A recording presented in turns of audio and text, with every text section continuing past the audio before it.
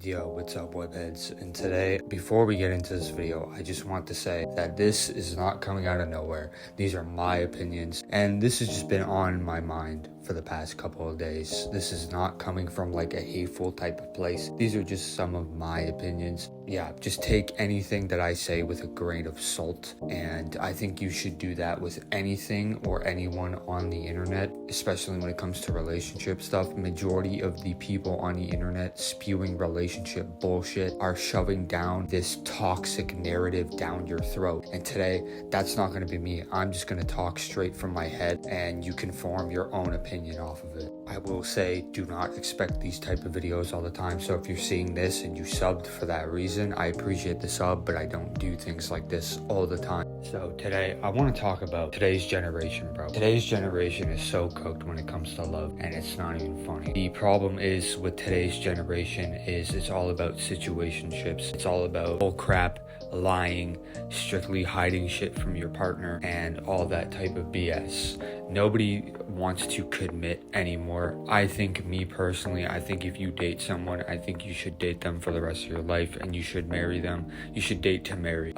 Just like the girl from the Maria says, if you're not dating to marry, then what's the point of even loving someone? And I'm not too big on the Marias, but what she said there is 100% facts. The thing is that a lot of people in this generation nowadays just jump into another relationship after they get broken up with or do the breaking up. They do not take time to sit alone and sit in their pain and progress and heal themselves. And when they jump into another relationship, they expect to feel better. They still feel the same numbing crap that they felt from their last relationship because they didn't process it and they just jumped into another relationship. The thing is that you're putting your own trauma and your own toxic traits into this other relationship, and that other person doesn't deserve it because you didn't take to heal and sit down and process with your feelings and emotions. Another thing that is an issue with this generation is cheating. There is a lot of it, and I don't know why and where it's coming from, because majority of our generation grew up with a whole bunch of love movies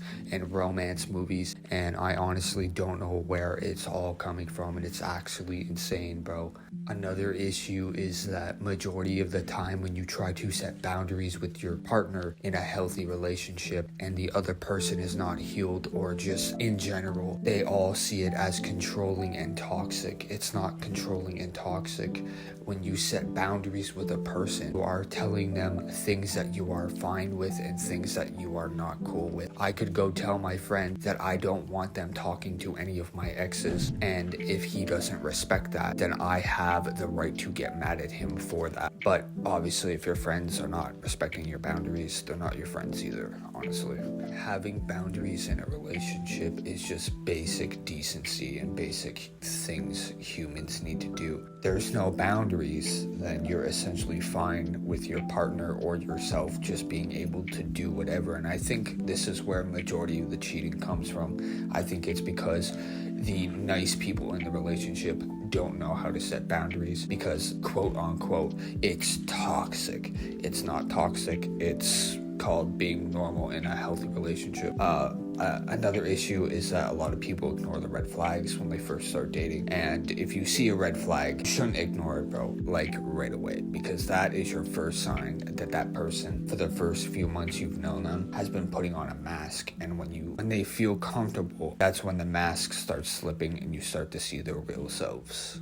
At the end of the day, we're all human. We're not perfect. You can't expect your partner to be this perfect godlike being. And it takes truly a crappy moment to make you realize that you cannot expect your partner not to be human. You know, as some people say, the flesh wants to sin, and it's in order for you and your partner to choose not to and be better people to not choose to do those things. But having boundaries is a normal thing, and people who say that it's not, like, it really is. You don't think boundaries are normal because you're toxic in your relationship and you can't respect your other partners.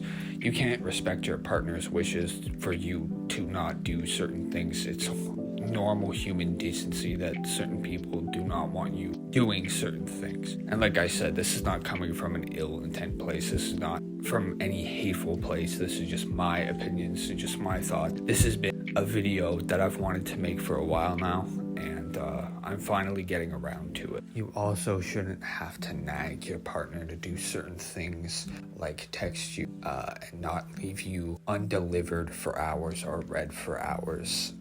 You know, there's a few exceptions, like if they work a grueling 9 to 5, and sometimes, you know, if they have family members that just can't accept the fact that they want you to be happy. Those are a few exceptions, but you shouldn't have to nag at your partner to do the basic common things in a relationship, like texting you or calling you. This generation has their phone on them 24/7, so if they cannot do those simple things, you might want to put your priorities somewhere else, to be frankly honest. I honestly don't know what is wrong with this generation, but I don't know. I somewhat blame the parents. I mean, parents aren't, you know, perfect, and I think the people who necessarily do this have a lot of things going on from their past, and I think it leads them to do certain things. And like I said, I'm not perfect. I have done stuff and I've made mistakes,